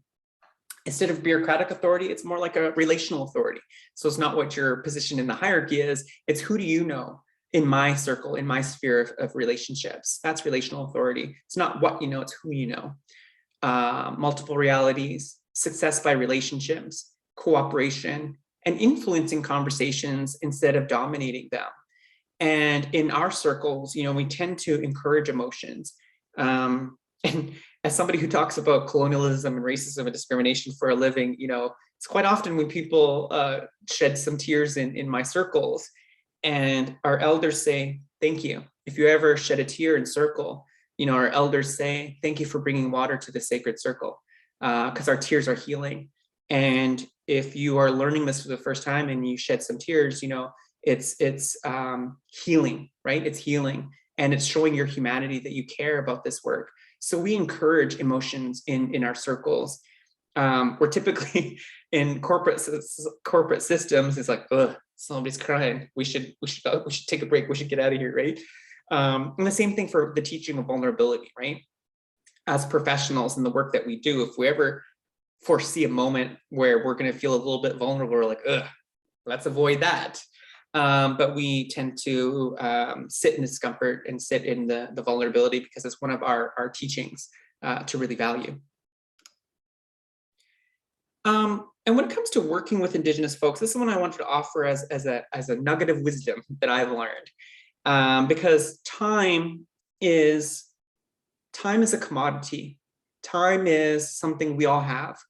Well, that much is arguable, I'll say, but time is something that we all have access to. Time is an equal commodity. It is also a non-redeemable commodity. And sometimes, culturally unsafe things do happen when working with elders or knowledge keepers or cultural ways of being and doing. And it's not necessarily the person that is intended to harm. It's actually the systems that we live in and the values towards time. And we perceive time just a little bit differently than professional organizations and institutions. We tend to, as organizations, come from this chronos sense of time. I don't know if anybody's heard of this or not, but chronos versus kairos time. Chronos time is chronological time. It's quantitative. It's measured in minutes, and a minute is exactly a minute. And we tend to think of things in the past, present, and the future. So time is very finite. But in our Indigenous cultures and in our communities, we come from this value of time where we celebrate and recognize and mobilize kairos time, which is also known as higher time. Kairos is qualitative instead of quantitative. It's measured in moments, not minutes. And those moments can vary, right? So it's an internal time dimension where things are infinite instead of finite. So when we're working with elders and knowledge keepers in Indigenous communities, we look at time as cyclical, meaning we will take the time to do whatever we need to do. We tend to not focus on the clock on the wall, which is really hard for us because we are all slaves to the clock, right? But if we can train ourselves to at least to start to let go of certain aspects of time to let life in, that is the beauty of mobilizing different worldviews and different values and perceptions towards something like that judges us all, right? We all feeling the daylight savings time, right? So time is something that impacts all of us. But again, time is an equal commodity and it is a non-redeemable commodity. So we can use that way. If we have power to use that, then we're in a good place. So when you're working with Indigenous communities, welcome the triumphs and the tragedies and welcome them with grace and follow the communities, follow the leaders, follow their lead with their sense of time. Don't be afraid to throw out your agenda wherever you possibly can. When you're working with time in First Nations communities, it means slowing things down to let life in. I just love that saying. Focus on the people in front of you rather than the clock on the wall. And honor and recognize that in some ceremonies and cultural events like birth or death, we'll have strict time protocols. And so let's not, undervalue the value of time and how we, and where we have power and privilege when working with Indigenous folks, can hardwire some sense of slowing things down to let life in. So last couple of slides here, and then I will zip it. Culturally safer organizations look like a commitment, making a commitment to ongoing learning of colonial history. So it's not done within a single webinar, but usually it's a commitment to ongoing learning, whether they're lunch and learns or it's built into Truth and Reconciliation, September every single year. Make a commitment to ongoing learning. The third is, actively always practicing the deconstruction of power imbalances. And that takes a critical look at where the power imbalances exist in your organization, because they do exist in every single organization. And the third would be this constant development of anti-racism tools, tips, tricks, and strategies. That's kind of like my formula for good culturally safer organizations. Lastly, cultural safety. Remember I said what cultural safety is not? These are just things to watch out for. Fully recognizing that this conversation will happen onward from this week. First pitfall, cultural safety is not about being kind or polite or sensitive. We should be those things anyway if we're working with fellow human beings. Cultural safety is rooted in justice doing, right? It's not about changing just who we are, it's seeking the systemic change that we want for justice. We're really talking about justice here. All those colonialism slides that I showed earlier, it's about getting into the justice doing of it all. Pitfall number 2, watch out for people that just want to learn about the culture, right? We have to learn about the truth before reconciliation. If we don't understand what our culture has gone through to be here today, you will never appreciate it when it is shared with you. When Elder Margaret opens up with that beautiful prayer, we need to know that people who are listening to that prayer, that used to be illegal for us to do. It used to be illegal for us to say our prayers, to sing our songs, or to dance our beautiful dances. For over 50 years in this country, through the potlatch ban, it was illegal for us to pass on our culture. And so it had to go underground. We had to hide our culture so that it could be alive and well here today. And the fact that we share it so generously when people invite us, you won't appreciate it as a non-Indigenous person when you don't understand what it had to go through to be here today, to be shared so generously with you. So we need to learn about the history before we get to the cultural places. Because a lot of times people and organizations, they just want to focus on the good, happy stories. So like, I don't want to talk about the colonialism. I don't want to talk about the racism. I just wanted to bring in the elder and the drumming and the singing. And so I really appreciate all of you allowing me to go where we did with this conversation so far, because looking back at the anti-potlatch ban, you know, a lot of people think that social gathering restrictions are new here in Canada. It's not new in Canada. Through the potlatch ban, it was illegal for us as Indigenous peoples to gather in numbers greater than 6 or more for over 50 years, out of a fear that we would be coming together and speaking our language, or saying our prayers, or singing our songs, or doing our dances. So it was illegal for us to come together. It was like 1882 when the potlatch ban came into effect. And it was so illegal for us to gather that it was also illegal for us to put curtains over our living room and kitchen windows. And it was illegal to cover our windows, because if we did, it meant that the Indian agent could come peek in and be like, oh, those Indians are gathering again. We've got to throw them in jail, right?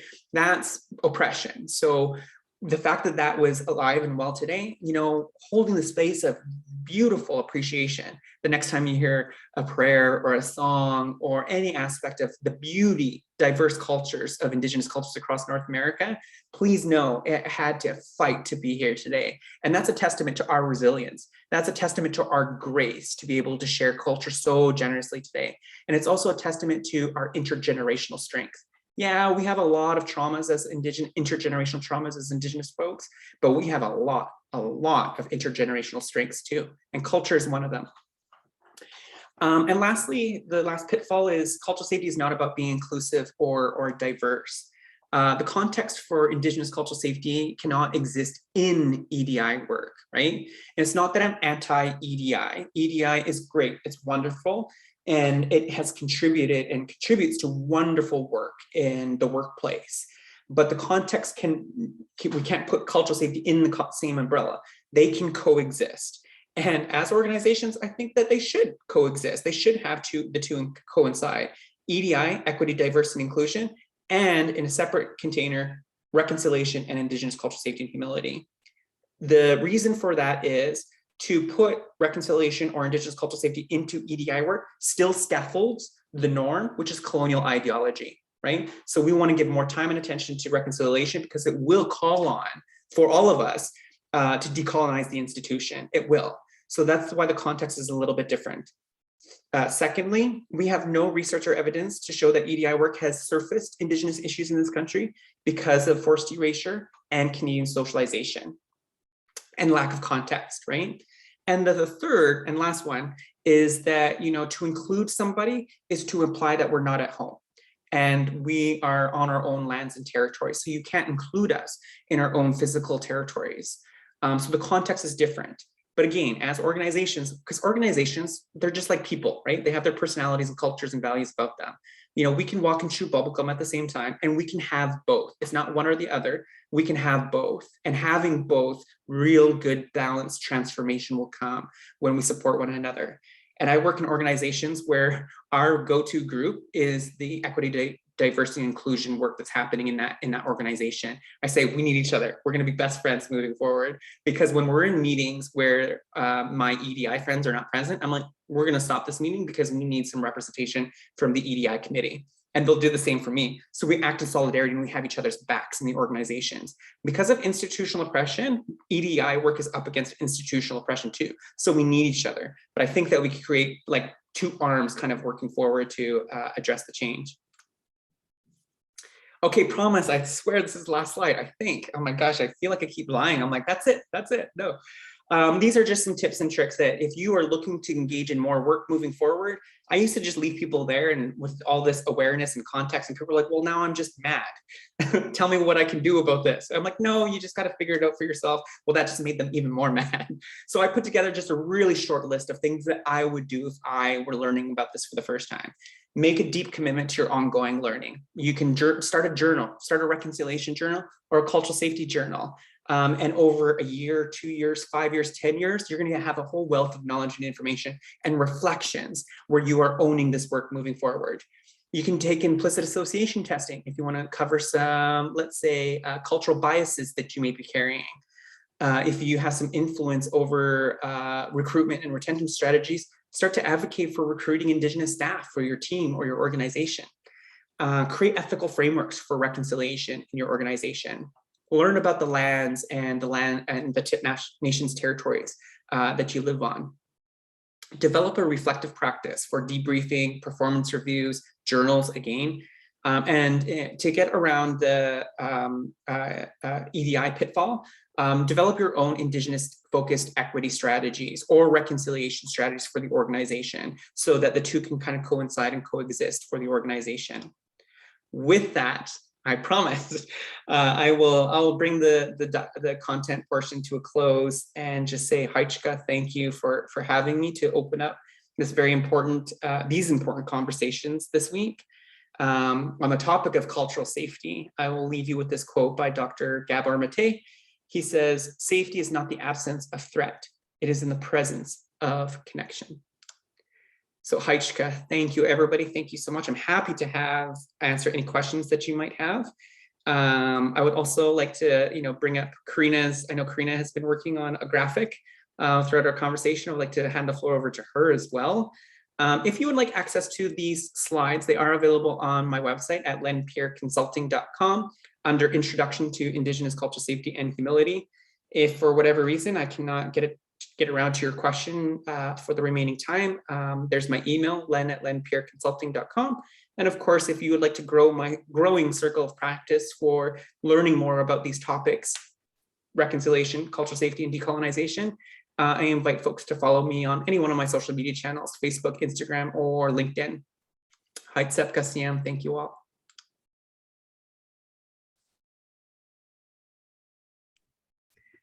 Haichka, Len, thank you for sharing your powerful words with us today. It's such an honor to join you, and I'm so excited to extend the conversation to our viewers, to our participants. Before I do so, I want to honor and acknowledge your gift of storytelling and sharing. I appreciate your ability to take us into brave spaces, and I'm so grateful for the opportunity to sit in a virtual circle to engage in dialogue with you today.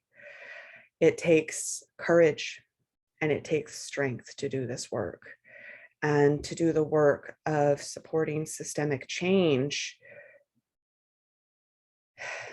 takes effort and it takes heart. This work comes directly from the heart. So I acknowledge you, I honor you, and I thank you. I'd like to quickly remind our participants to submit your questions through the chat. And maybe I'll start off with one question that came up for me in this work, in listening to you share and speak.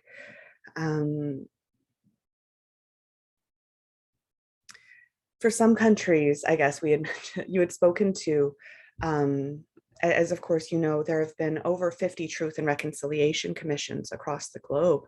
Reconciliation is a movement that happens not only within Canada, but within countries who experienced similar colonization, that experienced the same harms or similar harms, and have developed specific strategies to further the movement. In Australia, they've developed the Reconciliation Action Plan.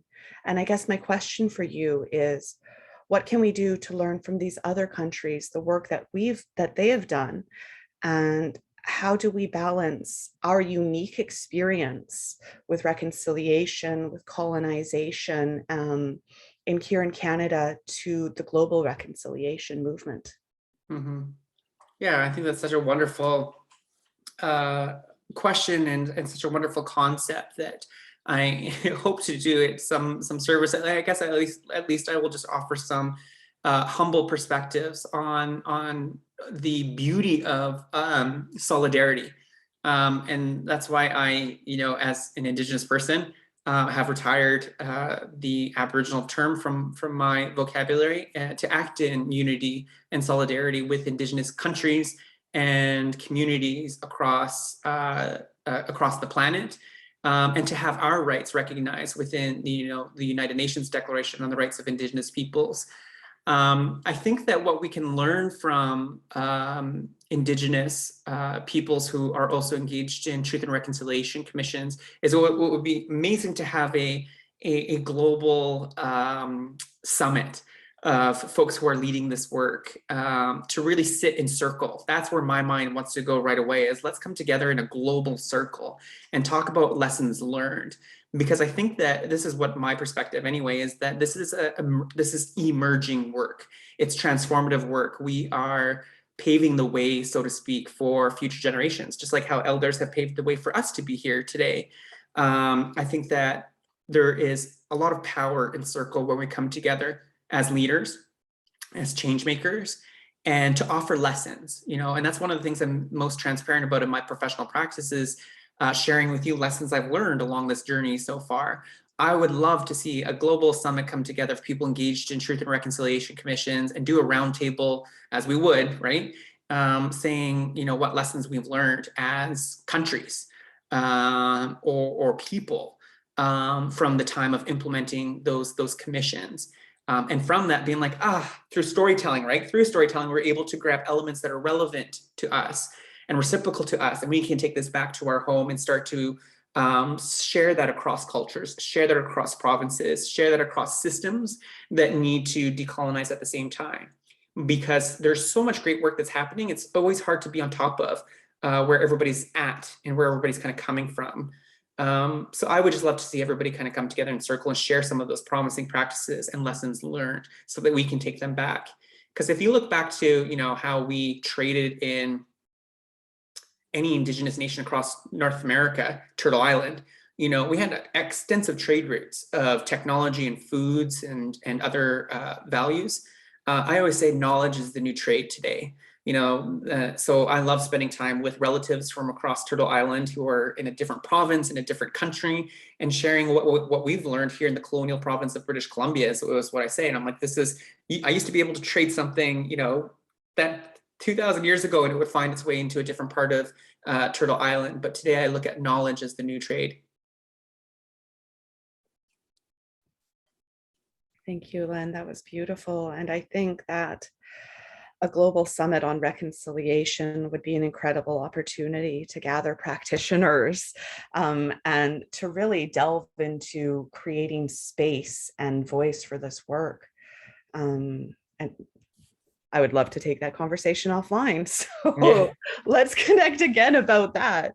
In the meantime, we have some questions from our participants today. The first one comes from Mary. Oh, this is a question directed from Miriam, but any advice on how to respond to people who struggle with identifying as settlers on these stolen lands, especially for those, who are refugees on this territory, and they may specifically not be here by choice? Mm-hmm. Yeah, absolutely. I think that being intentional with the word choices that we use, say settler, or if you're not comfortable with saying settler as a refugee, I think that is incredibly valid and something that we need to consider. But I think that ultimately when we're asking people to identify as settlers, or at least people who are identifying themselves as settlers, is really positioning themselves in this work, right? When they're saying I'm a settler from, a different part of the world, or an uninvited guest from a different part of the world, what they're doing is they're sharing their relationship. And for us in our Indigenous worldview and culture, we value positionality. Who are you? Where do you come from? And what is your intention in showing up with this space, so that we're accountable to the spaces that we hold. So if it's not in your term or your readiness or your vocabulary to identify as a settler, to say a refugee, or how do you identify? But what we're looking for is how you show up. what brings you here to this conversation, right? Because that's very important to us. That's very intimate to us. Like we as Indigenous peoples, we never ever introduce ourselves without explaining who we are and where we come from. And everything that we do is an invitation for you to invite who you are and where you come from too. What we're really talking about here is, what is your story of origin? And that's Coast Salish protocol, right? The first protocol is, your territory recognition. Your second protocol is your origin story. Who are you? Who do you belong to? And where do you come from? What's your origin story, right? And it helps us because what's valuable to that in our culture is that we're relational before we get into the content. We develop relationships because of relational authority. We can't work together, right? If we don't know that you come in peace, right? What is your intention with the space here? So just getting comfortable with however you identify is going to do that service of letting us know your origin story, how you're showing up today, whether it's a settler or an uninvited guest or a refugee. I think finding out what your words work for you in that moment. Good question. Thank you, Len. That was so wonderful. And a big part of what I heard, and I heard so many incredible things today that made me stretch and made me think about the way we do this work, the way we position reconciliation and cultural safety work here on unceded territories. A big part of that is, of course, the value system and understanding the different values and worldviews that Indigenous and non-Indigenous people have. So I guess within acknowledging those differences between worldviews, what can newcomers, what can refugees, what can our allies do to develop a deeper understanding of the Indigenous worldview? And what can they do to honor that? Mm-hmm. Absolutely. I think that was a little bit twofold. Everything that we want to do in this work is that we definitely want to be relational, to move beyond a superficial element of our relationship. We want to enhance our relationships everywhere that we go. And I think that the first part is to generate some awareness on our own. We always need to begin with the concept of self. How much do I feel like I know and how much do I feel like I don't know? And feel free to talk it out with Indigenous and non-Indigenous peoples within your social circle. But definitely we want to start with our local content, local information. If you want to have enhanced relationships with the local Indigenous community, you need to kind of do understanding of the history. So if you want to work with Squamish First Nation, you need to understand a little bit about who the Squamish are, what their values are, what their history is, what the language is, what are the contemporary issues that the nation is kind of up against. So you build some awareness and build some information. So once you start to build a foundation that you have owned the work by yourself, because don't just rely on Indigenous peoples to educate you. We want to own that work ourselves too. So I always say some self-directed research, self-directed learning opportunities and seeking those learning opportunities.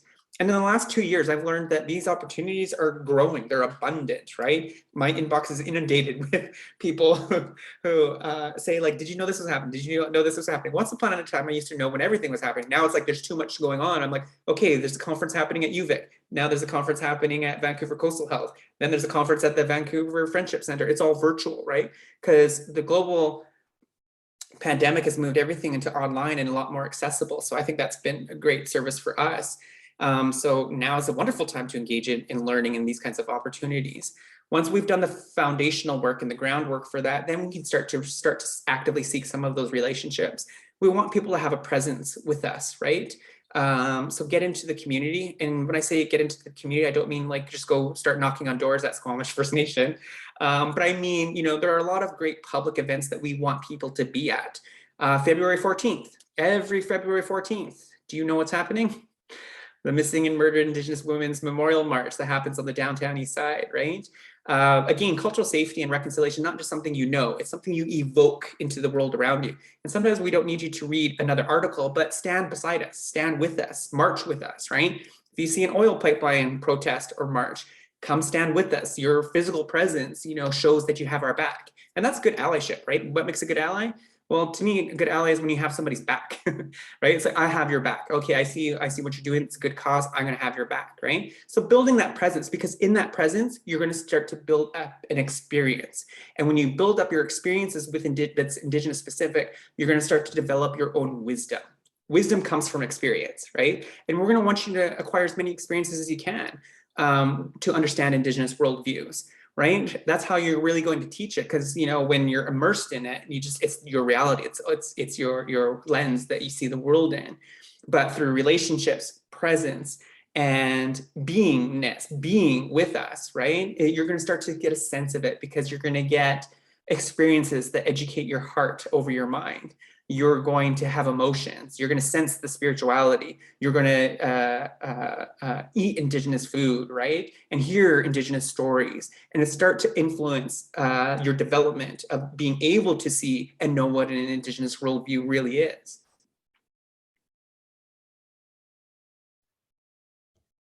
Thank you, Len. I really appreciate that. One question has come up in our Q&A from Manab, and it's really about whether there can be a general reconciliation framework, or does it need to be specific to each Indigenous community or even around the world? And I guess that really talks to the scale of reconciliation and how we scale it appropriately. And I'd love to hear your thoughts. Mm-hmm. Yeah, absolutely. Well, when I think of reconciliation frameworks or accountability measures, I think that's exactly that. What we're looking for is some accountability. And I would start small, aim small, miss small. Start small, start with your team or your local organization, and ask your organization, what are we doing for holding ourselves accountable to reconciliation?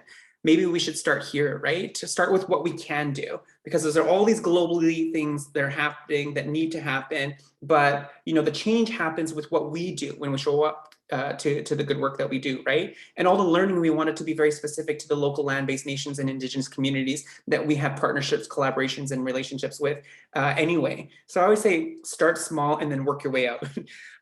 So when we're looking for frameworks, we don't want general reconciliation frameworks. We want something tailored for what makes the most sense for me and my team, me and my organization. And you're going to want to look at reconciliation in your people, your physical places, your policies, and your everyday practices. Those are the 4 Ps where I say you're looking for to embed and hardwire reconciliation. And it's going to be contextual to the land-based nations that you're on. It's going to be contextual to the urban Indigenous folks, Métis, friendship centers, local school districts that you work with. It's going to have, you're going to want to root yourself in the history of those land-based nations, the history of the communities that you kind of work with, right? You don't want to do something very broad, general Canadian approach or an international approach. Start with your local land-based nations. Why? Because those land nations are sovereign nations. Canada is a sovereign nation, so are those Indigenous communities, right? And only when you're working with those communities, you hold those rights up in the same regard as you would Canada, right? Only when you're in those communities, our rights and laws and cultural values supersede that of Canada, because you're in that sovereign nation. So really looking at that community as your guiding star. Your local land-based nations are your guiding star for this work, but with that humility, that institutional humility in tow, because I don't invite anybody to go out there emailing everybody at the nation or knocking on the nation's doors because of the burden of representation, right? To be able to do this work. There are thousands of people knocking on our doors, busting down our doors and sending us, emails. So really start to do the internal work of knowing what's kind of being asked of you for reconciliation. Start small and work your way out. Thank you, Len. I feel like I could just listen to you speak all morning, and I know we're running out of time.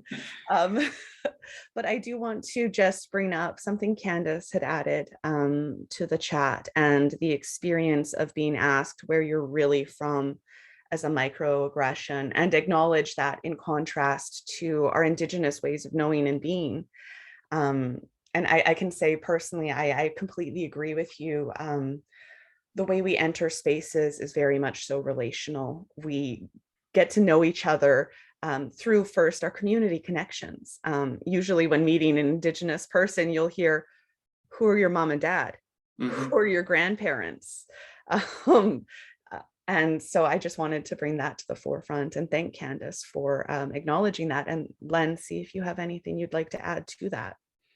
Yeah, absolutely. Because I think that there's some things to do in there. And this is why, we need to move beyond a black and white thinking, all or nothing kind of thinking when we're talking about anti-racism in general.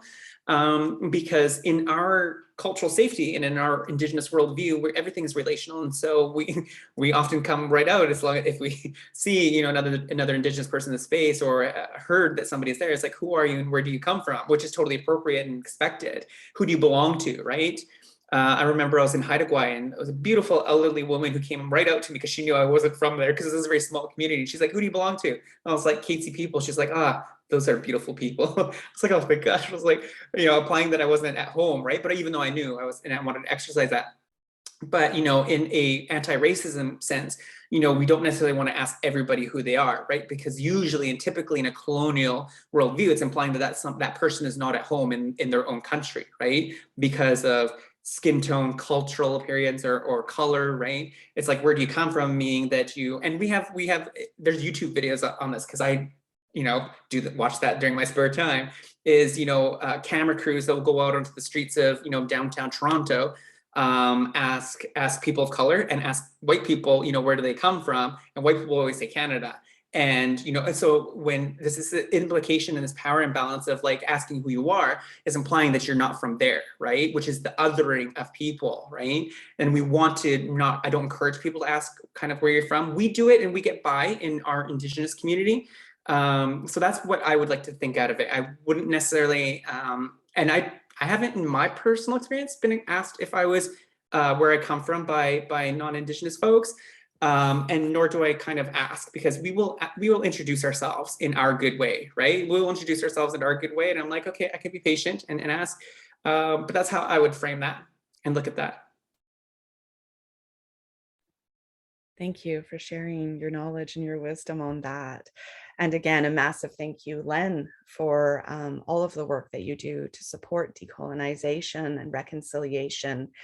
And I want to acknowledge that Len does this work across the province with institutions, with organizations, and with communities. So I hold my hands up to you for doing this good work and for dedicating yourself to what I know is emotional work. It's challenging work, but it's incredibly rewarding. At this time, I'd like to hand the floor over to Karina so that she can speak a little bit more to her graphic. And really looking forward to hearing from you, Karina. Thank you so much. Hi, everyone. My name is Karina Nielsen. My pronouns are she, her. I'm an illustrator and graphic recorder and a settler living on Snuneymuxw First Nation traditional territory, and that is colonially known as Nanaimo on Vancouver Island. My father's from northern Sweden and my mother is from southern Italy. And I'm so excited to be here with you today. I had the great privilege of doing some of the conversations on anti-racism last year. So I was really overjoyed to be invited to be here again this year and really excited to hear Len speak. I had told him earlier that I spent a lot of time. He has a lot of wonderful videos on YouTube that I definitely recommend you checking out. So just really quickly here, I'll let you know about my process. What I've done is just tried to listen deeply to the conversation today and capture kind of the high level pieces of what Len has discussed. And what you don't see here is I have a really messy hidden layer of so many notes because Len made it very challenging for me today. You have so much rich stuff to get down. So I will be continuing to work on this piece afterwards to just kind of see what I can visualize some more.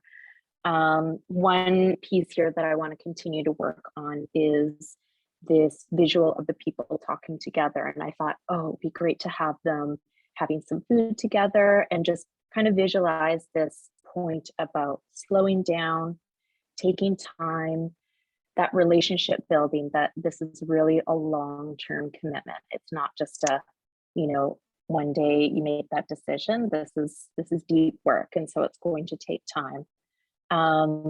And so I've also just really quickly captured, I wanted to capture those kind of bricks of institutional oppression, colonial ideology, really that is built up by money. This is deep-seated, and how cultural safety is the magic zone. I really love that, and this is how we can dismantle these racist structures.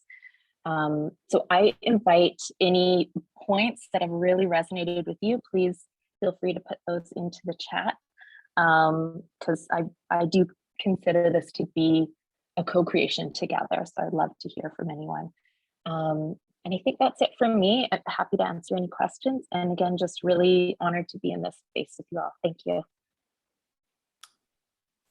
Hi, Chika. Thank you so much, Karina. I love it. Thank you, Karina, for sharing your process with us. I cannot wait to see the finished graphic. And you've done such a beautiful job of capturing Len's teachings and his wisdom with us. I want to say hi, Chika, for being here with us today, to everyone who's joined us, for moving the dial forward on this conversation, and for your dedication to leaving the world a better place than we entered it. Each and every one of us has an opportunity and an obligation to build a more just and equitable future for the next generations. This anti-racism conversation doesn't end here, and we hope that you'll join us for the rest of the week's conversations. And my hope, my dream, my goal is that reconciliation will begin building from the communities up, and that anti-racism work will be embedded into our families, into our organizations, and into our daily lives. Anti-racism work is a call for us to be better for the sake of our children and for the sake of all of our future generations. We do so by stepping into these brave spaces, and we hope that you will continue to stretch with us this week and join us again. Heichka, thank you for being here with us today. It has been a pleasure and an honor to join you. We don't have a word for goodbye in our language, but we'll say, see you again soon. Hey with Heichka. Thank you very much, Charlene. Navrin, do you want to say a final word?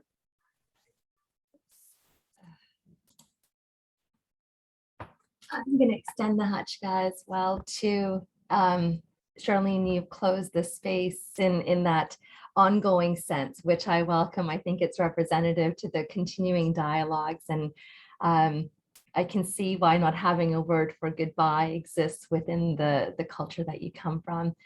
On behalf of the BIPT and the BT, thank you so much for your time and your knowledge and your wisdom. It's been fantastic watching the chats and the interaction of the audience in this virtual platform as well too.